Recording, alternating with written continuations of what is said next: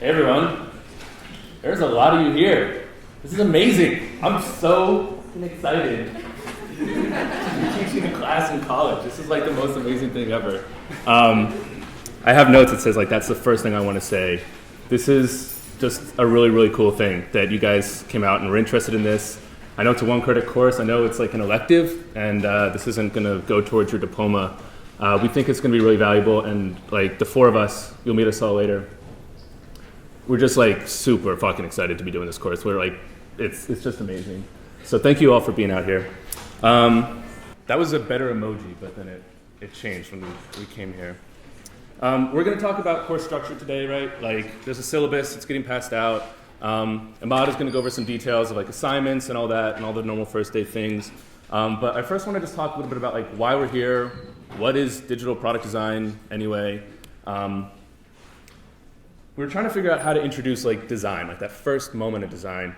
And I thought of a story. I work at a company called Farmlogs in town, and we recently went to the Detroit Institute of Art, just sort of like a field trip with our interns and the designers I work with.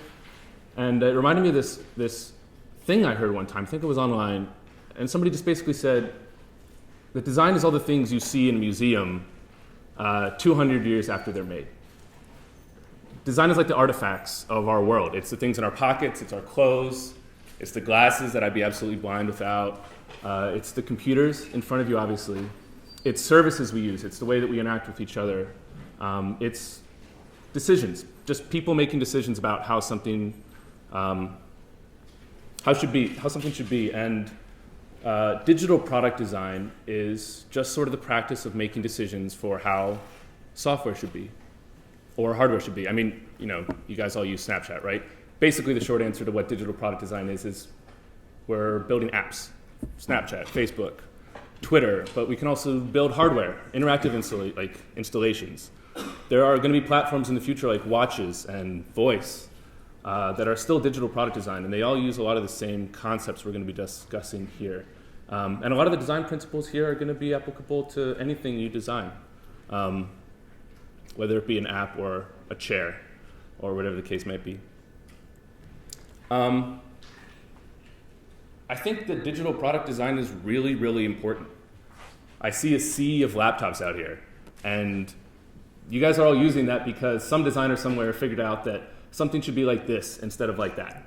And how they made those decisions is still this like really early stage way of thinking. It's not really obvious how to make decisions about like user interfaces and user experiences. And we're still in these really early days of figuring it out. And a lot of the stuff that's released is really, really bad. And so it's going to be up to us to figure out how to make it way better. And it's not just important to make things easy to use. Like the things that we build are going to literally change the world as software eats the world over the next 100 years. And without good design, they're not going to be very good at all. And they're not going to serve the purpose they were intended to serve.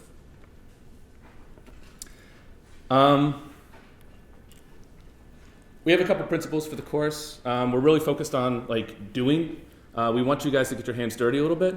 There are going to be some assignments. We'll get into details later. It's not going to be too hard. This is a one-credit class. We're not trying to stress you guys out. But if you are interested in design, there's going to be some really cool opportunities to make some awesome stuff. We want to give you guys a sense of the design process. Here's how it's going to work. We're going to do lectures. There's 13 some lectures, right? It's every Monday. You know how it works. We're going to go to some case studies in the lectures, just look at like actual real problems that companies were facing when they were working on design and some of the things they did wrong, including some of the things that I did wrong and why it was wrong and what you can do to avoid that. We're going to walk you through some basics about how to design a user interface. Just basic skills, color, typography, user research, validation, animation. And you're going to just have a basic set of skills that allow you to actually make stuff. We're going to go over resources. You can go to Google and Google digital product design, and there's going to be a million good things out there. But we're going to sort of curate the resources that we found most useful, some of the resources from people that we know who I think are probably sort of the best experts in each of those domains. We're going to address some design myths. I really hope that by the end of this course, if not the end of today, you don't believe that design is about making things look good. That's it's a big first mistake. So that's the lectures. We're going to do some assignments. Again, some details of the assignments are coming in a few minutes. They're really not too bad. We're going to do everything we can possibly to do just to make them something that you can knock out in as little as a few minutes. We are going to show you the tools that we use as professionals to do those things. There's no like mini baby tools, like it's the stuff that we use every day to get you familiar with those. One of our goals with the assignments is that there are just some obvious things that every designer goes through, just like these things that get in your way, and you get stuck trying to make something good.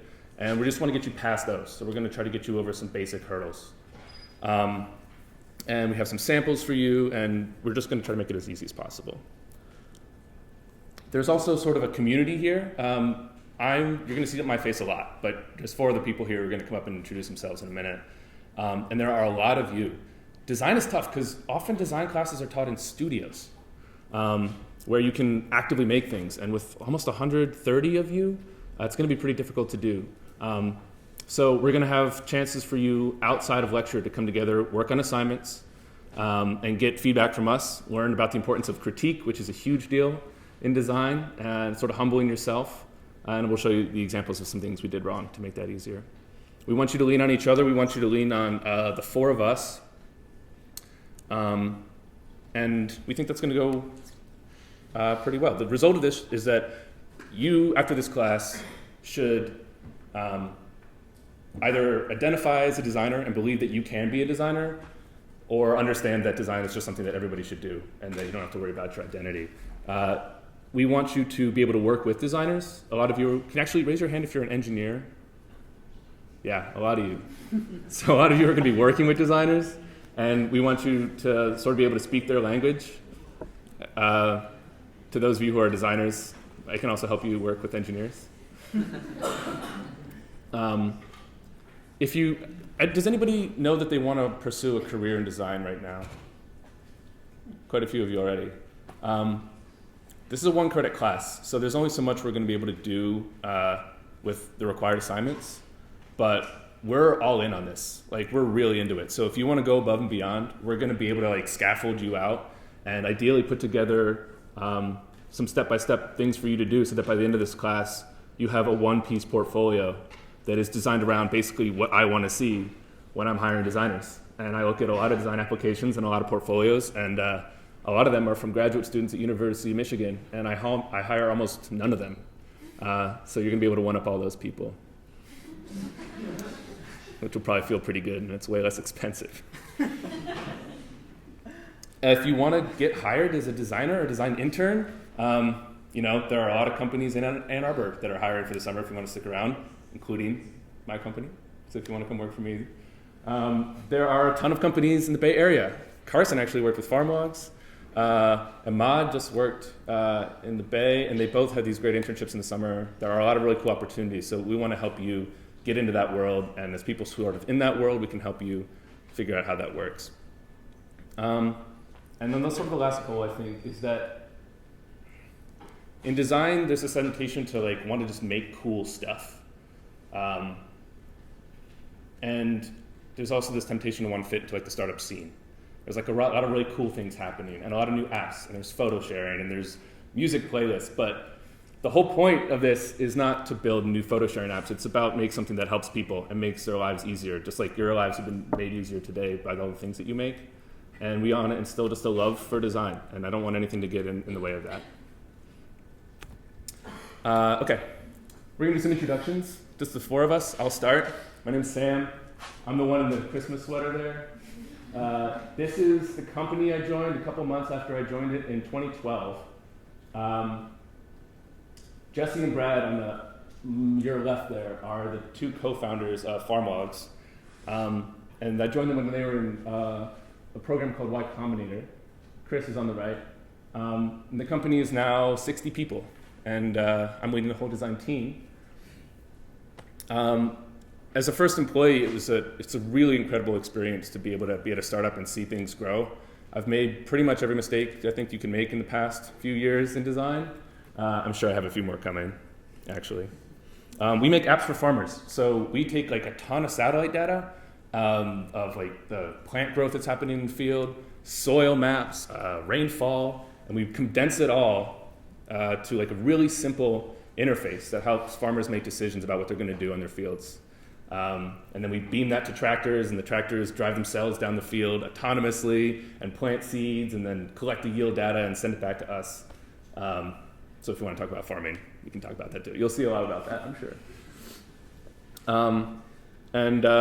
My role is not just as the first designer, obviously, but now I'm sort of learning how to mentor and coach and direct people.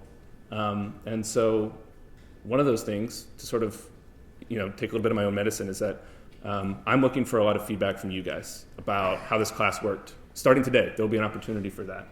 I want to hear how it's going. Like I said, this is our first class, so I want to make this as good as possible, and we can't do it without you guys. Okay, Kelsey.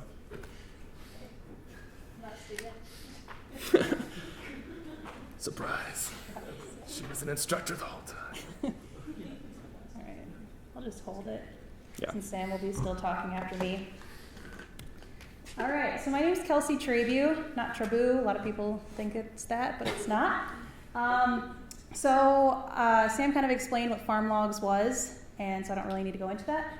But I've worn a couple of hats since I joined Farm Logs last year. I started as a product designer with Sam and our other coworker, Jason.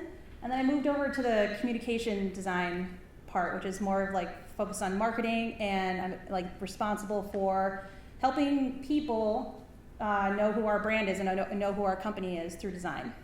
And I really actually did not know a thing about farming until I joined Farm Logs, which is kind of a cool thing with design, is that you can try and learn things that are like, you'd want to make things that are complex, simpler and easier for people to understand. And I had to do that with myself because I really did not know anything about farming, and I still learn something every single day. I would say I know a little bit more now today than I did a year and a half ago. Before I joined Farm Logs, I was with a couple of other startups. I was, like Sam said, he was part of Y Combinator. I did this other accelerator called Techstars. You guys might have heard of it. I was a designer. I helped all the companies that were in the program at the time with any design stuff that they needed. So that might be something that you guys might be interested in as well. Doing something like helping accelerators. And then this photo of me, I'm not really a party animal. It's not a photo, it's an illustration. I really like making illustrations, but I made this last year on my birthday as a dribble shot. So it was for fun. I think that's mostly it. Oh yeah, and I'll be helping lead the jam sessions is what we're calling them on Wednesdays. So I'll help you guys get in the little nitty gritty of stuff and have fun. So I think that's it. Thrown over to Carson. All right. Thanks, Kelsey. So my name's Carson. I'm a senior here at Michigan. I'll be one of the TAs for this course. I'm studying computer science in the College of Engineering. And so 2 summers ago, I worked at Farm Logs. I worked as a front-end developer, so I spent a lot of time working directly with Sam and Kelsey both. They're super awesome, very knowledgeable in design, and I was really inspired by them that summer. And then this past summer, I worked as a front-end developer at MailChimp, so I can talk about that if anyone has individual questions or anything like that. That's all. Muhammad? Hello. I'm going to plug this in. It's going to take a second. Hey, so I'm Imam Zari. I'm a student here at Michigan, double majoring in CS and Econ. Sam kind of mentioned this already, but this past summer, I interned in the Bay at a company called Quora, and I was a product design intern. Super excited for the rest of this class, but now I wanted to talk about like housekeeping and some like grading, all that kind of stuff. Most of this should already be on your syllabus. Does everyone have a syllabus? Or does anyone not have a syllabus? Is that a no for syllabus? Can someone like pass around that general direction? There, it comes coming from there. All right, so hopefully you'll get it at some point. Most of this information should be on the syllabus, but if you have any questions, feel free to just ask me. I'm just going to fly through most of this. Cool, so first, as Sam mentioned, a lot of this course is designed around like getting your hands dirty. So we want to introduce you to some tools that are going to be used throughout the semester. And here are some like basic recommendations for tools that are going to be super helpful for designing for like the rest of the semester. Yeah, so the top one is Sketch. Sketch is easily like our best recommendation for the entire course. If you're a student, it's $50 with a discount. And it's amazing. I can't speak highly of it enough. Sadly, it's only for Mac, so if you have a Windows, you can't use it. So sorry for that. But it's super good. It's definitely like the industry standard across the board. And I end up using it for a lot of things just outside of design and in design. So totally recommend that. Definitely something you should check out. The second tool is Figma. So Figma is basically the web version of Sketch. And Figma gave this course a free license for the rest of the semester. So if you don't want to spend money or you don't have a Mac, you could totally access Figma, and we'll send out invites after this lecture. But Figma is also a great alternative, but we can't guarantee that Figma will work like after this course is over. So like just a heads up that if your license runs out, like we can't do anything after that. Yeah, so that's the second tool. And then the last one is the Adobe Creative Suite. So this is like all the big punches like Photoshop, Illustrator, Lightroom, all this stuff. And that's $20 a month with like a year contract. Definitely a little bit of an overkill sometimes and really hard to get into, but really powerful when used right. And one thing I want to stress is like you don't have to pick just one of these. A lot of designers switch between all three of these depending on what they're doing.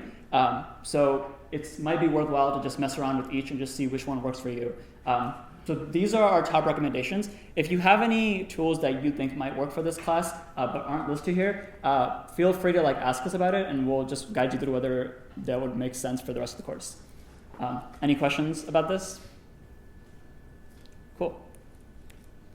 All right, so the next part I want to talk about is design jams.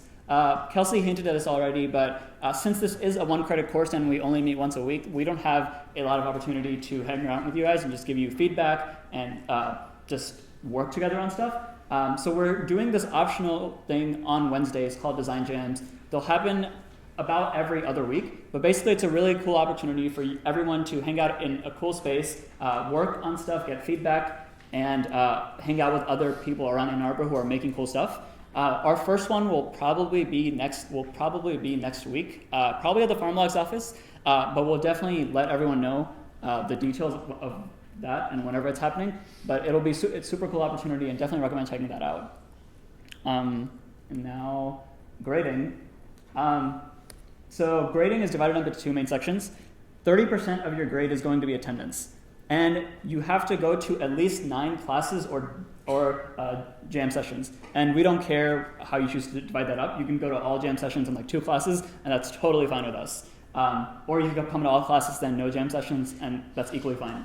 But yeah, you need to go to at least 9 classes, and from not including this one, and there should be about 12 classes left in the rest of the semester. So feel free to like break it apart however you want. But that's one part of the grade. And then the second part of the grade is going to be assignments, which Sam mentioned. There are going to be 8 or 9 assignments for the entire semester, and you only need to do 5 of them.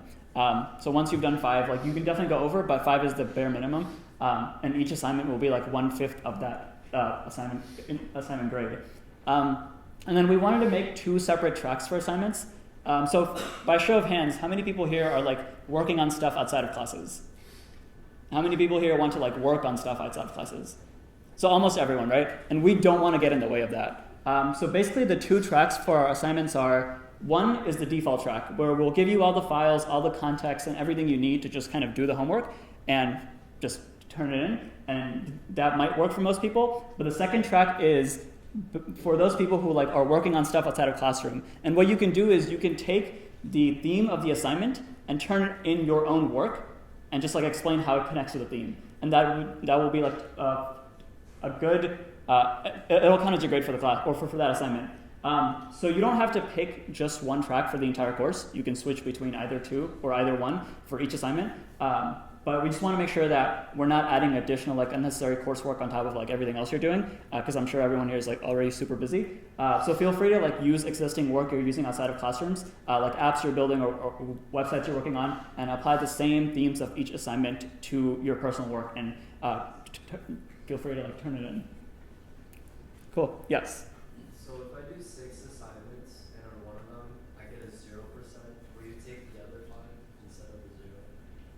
So we haven't decided that yet, but we'll get back to you. Good question. Anyone else? Cool. And then some final random stuff. So how to study for this course. To be kind of upfront, we don't really care about grades. Like Sam mentioned earlier, this course is about like learning about design, appreciating what good design is, and maybe getting ready to become a designer or just better understanding design. So we frankly don't care that much about grades. It won't be that hard to get an A in this class. But at the same time, we don't want you to like come here and just to take notes of every little detail. We'd rather you pay attention to the lecture and just participate in class by doing the assignments and just following along rather than getting caught up in the details, and that will be like more than enough for the semester. Other details are we're using Canvas for most of our things, so that's where we'll put all the lecture recordings, slides, all the documents we have, etc. And we'll also be using Piazza. So if anyone hasn't used Piazza, it's a question and answer forum where anyone can ask a question and anyone can answer it. So if you have any questions, you should definitely go there first.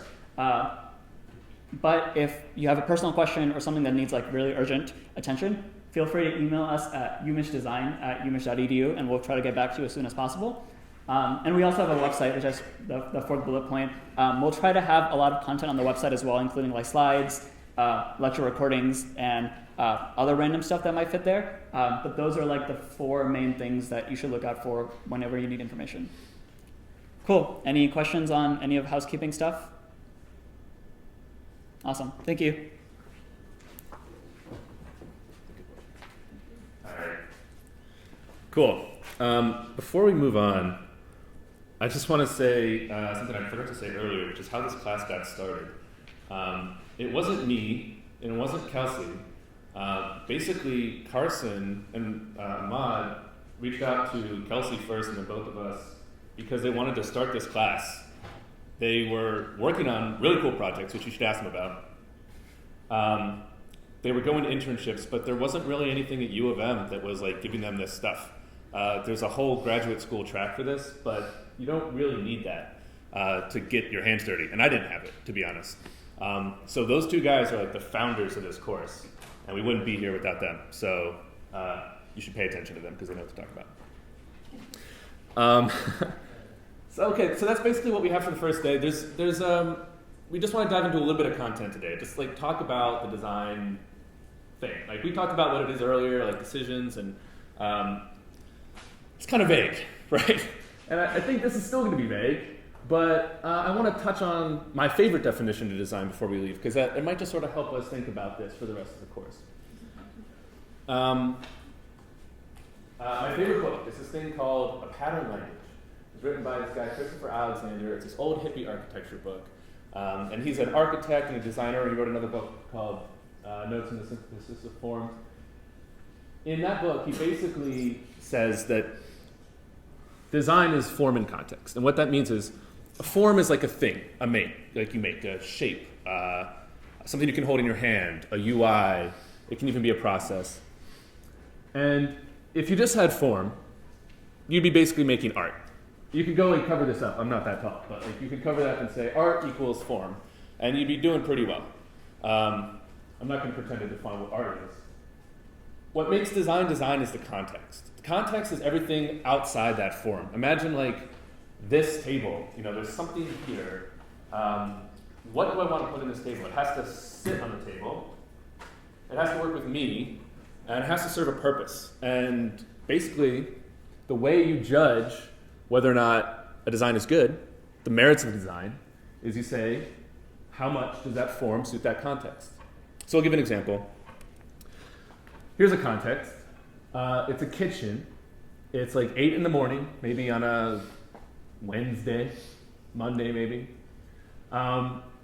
You can see there's a stove, there's a sink, there's a dish rack, not a lot of counter space. The light's coming in, and there's another important piece of this context, which people tend to forget, which is the woman who lives in this kitchen. So when I talk about context, imagine this. She's awake, it's sleepy, she's sleepy, it's early. She goes into her kitchen, and she wants some tea. She has a stove. She has some stuff. What form can we put in here that will best suit this context? We could put in something terrible, like an umbrella, that wouldn't really help much in this situation. We could put in something really beautiful, like a painting from an impressionist master. And that would be kind of nice to see in the morning, I think. But I think we can do better. We could put in something really functional for her, something that she can use in this context of wanting tea and having a stove and a sink. You probably know where I'm going with this. Like a hot water heater that puts out so many gallons of water, like super high temperatures all the time. And if you're an engineer, that might be like the coolest solution because it hits all those parameters really well. But I don't think that that's the right solution. These are the solutions that other people have come up with. They're almost all tea kettles. And they allow her to boil water. And there's a lot of other pieces that go into this whole experience, right? You can design a cup, you can design the tea container, there's all these pieces. There are a million different, well, there's not a million, but there are a lot of different solutions up here. There are a lot of different materials. There are different weights. Some break very easily, some don't break at all. That one's made for camping, so it's really, really light, but it's kind of not that durable and it's kind of expensive. Some are really easy to pour. Some ignore the stove altogether and say that there should be an electric tea kettle and that's quicker.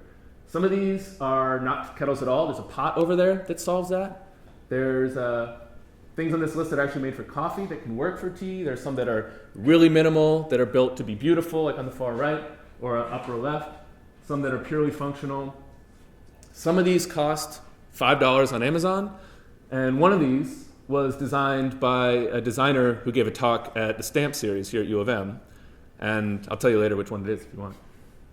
And one of them is not even a tea kettle, it's a bottle of tea. And if it's early and you have to leave your house really soon and you want tea, then maybe the best thing for that context isn't even the solution you had in your head at first. So for her, we don't know anything about her, that's just a picture I got off the internet. But if we did, we could basically use the things we know about her to figure out which one of these is the right design. And that's what this course is about, is going through all the different things we can think of, all the different, like, wouldn't it be cool ifs, and figure out which one is right. Obviously, this isn't like a digital version, but the same thing applies to apps. Here's a quote. This is Frank Lloyd Wright. You guys have all heard about form and function, right? Form follows function. That's been misunderstood. Form and function should be one, joined in a spiritual union. And basically what that means is that for design, for it to work really well isn't enough. For it to be really pleasurable is not enough. It has to sort of be both. And a hot water heater or a painting from an impressionist master or like a hot water heater wrapped in a painting of an impressionist master, none of those are good solutions for this context. Something that's simple, that works well, that's affordable, that's durable. We're going to talk a little bit next lecture about some basic things you can use to decide if a design is good or not. So now we're going to do a little exercise. We're doing pretty good on time. This is actually something that a friend of mine who's also a director of design in Ann Arbor recommended to me. And we're going to sort of have you think about this week. This does not count for any grade or any credit whatsoever. But I want you guys to try going into your own life and finding some objects. One that's delightful only. It can be a painting or anything you want, but it can't really do much. And the other one is something that does a lot, but you don't really think doesn't delight you or give you any pleasure. And one that's both. One that you think is both of those things. That's sort of the thing that you think is well designed. No Apple products. We'll have a few minutes. This is, like I said, this is not for grade, but you can post it in Piazza. Is a good idea. You can email us. You can even bring some in. If anybody brings any in next week, I'd really love to see what you have. And we'll leave it at that. We're going to start a survey that sort of just lets you give us a baseline for what you guys think and know already and what you're expecting from the course later, so look for that. And we have time for a couple questions if anybody has anything general about the course. Yeah? What is your favorite design blog? My favorite design blog? Ooh, that's a tough one. We'll put together some resources. of like my favorite of our like all of our favorite like things that we check for design. One common one that I think I probably have mixed feelings on, which is how you know you really like it, is designer news, which is I'll really focus on product design. And actually, Hacker News is a website run by the organization that our company was at. It's actually how I found the job, and I check it all the time. There's a lot of really nerdy stuff on there, but there's some good design content too. Any other questions? Yeah. So how would you say your background in design has helped you, like, in your field or career, versus like if you came from a background like a technical background? Like Yeah. I actually had kind of a weird background. I didn't mention this in the bio, but I had no idea what I wanted to do in college at all. I mean, I thought I wanted to do bio, and then I had like one 8 a.m. bio class, and that solved that pretty quick. The reason I picked T in the morning is because morning is like my most terrible time, and I really need all the help I can get. And I tried different things, and I was looking around. I knew I always made things. I always wanted to fix things. Like my parents would complain that I would just complain that things weren't like easy to use enough. I actually had I went to Penn State, and I had this experience of going on the registrars list and printing out every major and just crossing them off, like knowing I didn't want to do any of them. And then I got to the bottom, and it said, name of major, Bachelor of Philosophy, school that it was in, and it said not applicable. And I had no idea what that meant. And I ended up, it's basically a make your own major. So I did human-computer interaction, which is a common major in graduate school for my undergrad. But that meant I took Java, I did some work. I'm kind of a hacker on the side. We won't be talking as much about that in this class. To answer your question, I think designers focus on people first. If you go to a real design school, often you're going to be doing art, like you're going to be doing design painting and sculpture. But if you come from a UX background, you might not have the craft, and you might not have the research, or you might not have like the ability to make, but you'll have an understanding and an empathy for people. And I think if you ask a lot of designers like what the one characteristic that makes designers good, or good designers great, it would probably be just empathy for users. That's something I'd recommend you carry forward if you never become a designer at all. Any other questions? I have bad glasses, so I yell if you have a question. Okay, we're always here. We're so excited to teach this class. So reach out online, come to our jam sessions, think of some cool stuff next week. We'll see you then.